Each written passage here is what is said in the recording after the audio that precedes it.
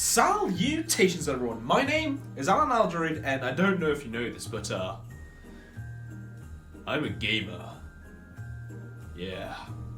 Loneliness has never looked this good before. Video games are a very popular thing, no doubt about it. It's recently become the biggest and the most profitable entertainment market in the world. In 2018 alone, US citizens spent around about $36 billion on gaming content, just beating how much was spent on music, home video, and cinema combined. And most of that was probably kids buying V-Bucks. Gaming today is a massive genre spanning consoles and systems with all high quality graphics and stunning storylines. But these experiences cost money, sometimes a lot of it. And if you're 8 years old or something, chances are you won't be able to afford them. So where would you turn to? The internet. The internet, every gamer's paradise. Just look at all the stuff you can access on here. You can find this and this and this. But one thing I remember using the internet for back in the day was flash games. We all played a flash game or 5 when growing up, and if you didn't, I'm sorry, I didn't know your life was that worthless. You can find all sorts of flash games out there, like fan games, cookie clickers, and...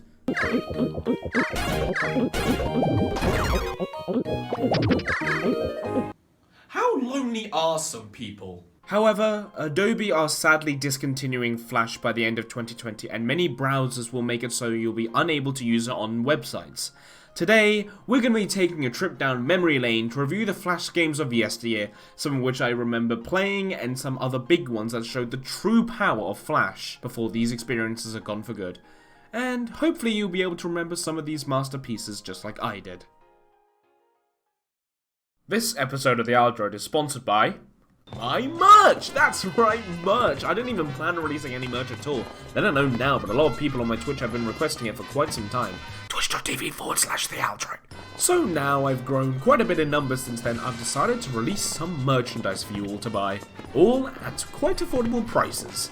We've got t-shirt with the logo, this amazing stylized t-shirt with animated Allan and some comics designed by yours truly. Also want a mug because I screwed up while adding it onto the page. This lovely faded cog design that was supposed to be an animated Allan, but we forgot to animate it on. A hoodie with some cogs on it, another mug, and finally, this wonderful poster of the Aldroid Season 1, designed by the talented Doddle Boyo. Go check him out too.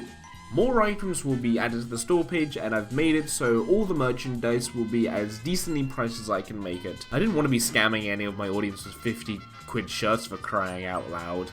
I mean, look, I've got almost 10k. I didn't even plan on releasing any merch at all, but there was a market for it apparently, so I'm doing it. Hopefully these prices are some that you can all afford, and hopefully there will be something here that you would like to buy. If not, continuing to watch The Aldroid is still support enough, and I'm very thankful to have grown this much over this year. Now, on with the episode! I remember spending my early time online playing loads of different Flash games, both at home and at school. My earliest memory of this is playing Mario Flash games, such as the aptly named Super Mario Flash. It's what you expect from a Mario game. You run, jump, get power-ups, etc. while using all the assets from Super Mario All-Stars. I remember this game blowing my mind as a child. Super Mario? On the PC? Woohoo! It wasn't a short game either. There were multiple worlds to explore, all the levels were unique and pretty lengthy considering this is 2007. And I remember my brain going, wow, even back then. When going back to it, you can definitely see and feel the age on it. The assets are a little bit crusty, the music quality is something to be desired, and the controls are what you expect from the time. Instead of using W, A, S, and D, you had to use the arrow keys. Left and right were to move, down to duck, and up is jump. I feel like I do a YouTuber reference here. Aside from the obvious age, this game actually holds up pretty well. There's no way I'd have played this game over an, actual Nintendo game. But this was perfect for 10-year-old me who would play this on school computers. I have very fond memories of this game and its sequel. Oh, I love these two games, they're so good! There are loads of Mario platformers out there on the internet, some good, some not so much, but hey! I'm bored of platformers, I'm a big boy, I don't need no baby games, I want to beat something up! Well, don't worry, I've got something for you.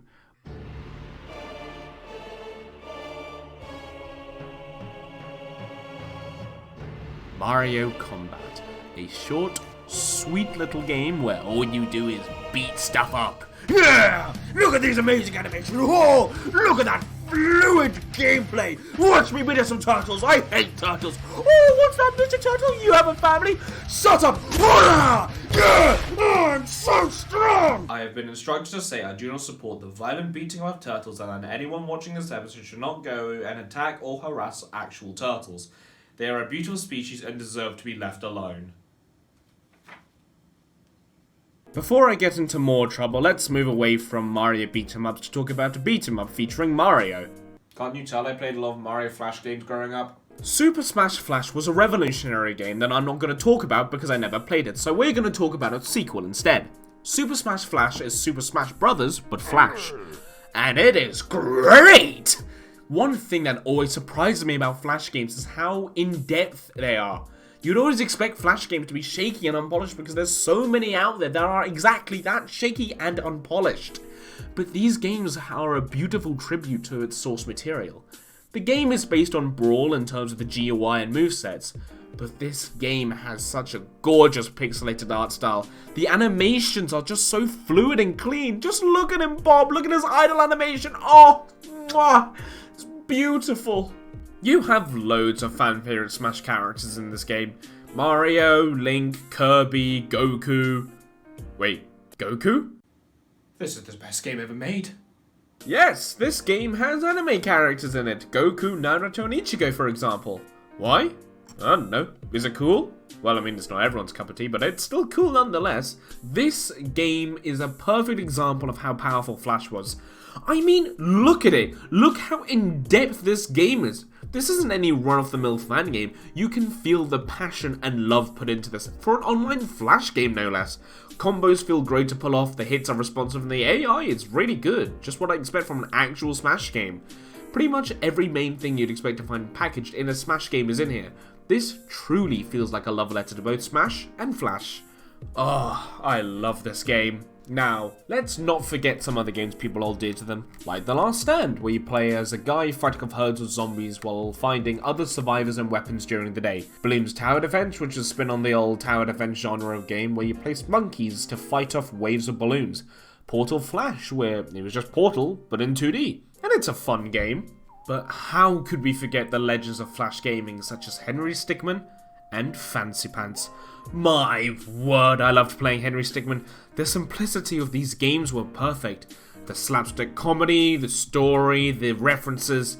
Oh, the references! Being a celebration of gaming with all these silly little references that would make me smile as a kid and going, yo, I know that reference!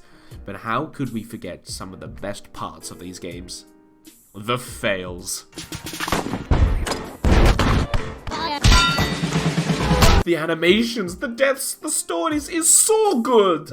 The series started in 2008 on Newgrounds and Stickpage with Breaking the Bank, and since then, the series has become a classic for its unique humour and animation style. So much that the original Flash game run are all in the top 12 highest ranked games on Newgrounds. Except for Breaking the Bank, but that was a small game compared to how in-depth all of the other ones were. The series follows Henry Stickman on his adventures breaking into a bank, escaping prison, stealing a giant-ass diamond, infiltrating a giant-ass airship, and finally fleeing a giant-ass complex. He's just a man of all trades. If you want the perfect Flash game, Henry Stickman's it. I never played much of Fancy Pants, but what I did play of it, it was really fun as well, being a combination of both Mario and Sonic, and the animations in that were so fluid and amazing for the time. It still is today. People remember that one just as well as Henry Stickman. However, I personally remember playing Henry Stickman a lot more. Well, that's it. I don't think I'm missing anything else important. It's true I didn't talk about every groundbreaking Flash game out there, and I'm sure there's many more people have fond memories of. Feel free to put them in the comments below. But in terms of games I played and had fun with, I think that's it. I wouldn't be so sure. Salutations. Aren't you forgetting a certain Mario Flash game? I don't think so. I covered quite a lot One of... that you could say was the best. 63 times over. Super Mario 63 is a first-person psychological horror game starring Samus as you try and solve the mystery of the Spencer Mansion while fighting zombies and stuff, and it's a game that many people remember fondly, which I forgot to include, so here's NootOfRoses to do it for me. Here you go. Salutations everyone, welcome now on NootOfRoses, and I'm going to be taking this section on Mario 63. Super Mario 63 is a Mario Flash fan game that was released in 2009. It's an amalgamation of ideas from several 3D Mario games, prominently from Mario Galaxy, Sunshine, and of course Mario 64. It takes these ideas and translates them into 2D, and they are done almost seamlessly. Whether it's from exploring Bomb Battlefield from a whole new perspective, slinging yourself out of a sling star to reach new heights, or even blasting around a level at Mach 10 with FLUDD, everything here is integrated almost perfectly, with the exception of some minor things. Talta Mountain. This game is incredibly nostalgic for a lot of people that grew up in the late 2000s. I would play this at home, at school, anywhere with a functioning computer. It's just when I first played it, I was genuinely surprised and amazed that I had a full-scale Mario game that I could play in my browser for absolutely free. And despite the fact that this game is over 10 years old, it still stands the test of time, as everything in this game is incredibly polished, with the exception of some minor bugs and glitches, and Flash Player's less than stellar sound drivers. Now, we haven't even gotten to the best part of this game yet. This game has an inbuilt level designer which you can use to design and upload your own levels for people to play. At the time, this was like nothing I had ever seen before, and the prospect of just being able to design my own Mario levels was amazing. We used to have these dumb contests at school where we design levels and have people play them. Honestly, it was really fun. Overall, I cannot fault this game. It takes Flash Player and pushes it to its limits. If you can look past the minor audio glitches, this is a 10 out of 10. And if you haven't played it, play it. It shattered my expectations as a kid, it shattered my expectations as an adult, and honestly, I really hope it shatters yours too. Despite being a fan game, despite being made by one person alone, this feels like something that Nintendo would make, and one day, I really hope they do. Well, there you have it, the end of the tribute. Unfortunately, most of these games will no longer be playable due to the fact that most web browsers will be getting rid of their support of Flash by the end of 2020. There you go. However, there is light at the end of the tunnel. Games such as Fancy Pants and Henry Stickman are now available on Steam with additional content and all remastered, so people can continue enjoying those games. The Last Stand will be getting its own game, released in 2021 on Steam as well, all fully 3D, which looks very exciting. And Newgrounds have released their own thing called the Newgrounds Player, which was used to film all the footage for Super Mario 63. It allows you to play lots of Flash games directly on your computer, which is very good, so then people can continue enjoying these old experiences that I had when I was growing up. So whatever your opinion on Flash games are, just know that there are some really beautiful ones that should be praised. And hopefully, just maybe, you'll be able to play some before you can no longer play them ever again. Except for the Peter Flash games, I would rather die before playing one of those ever again.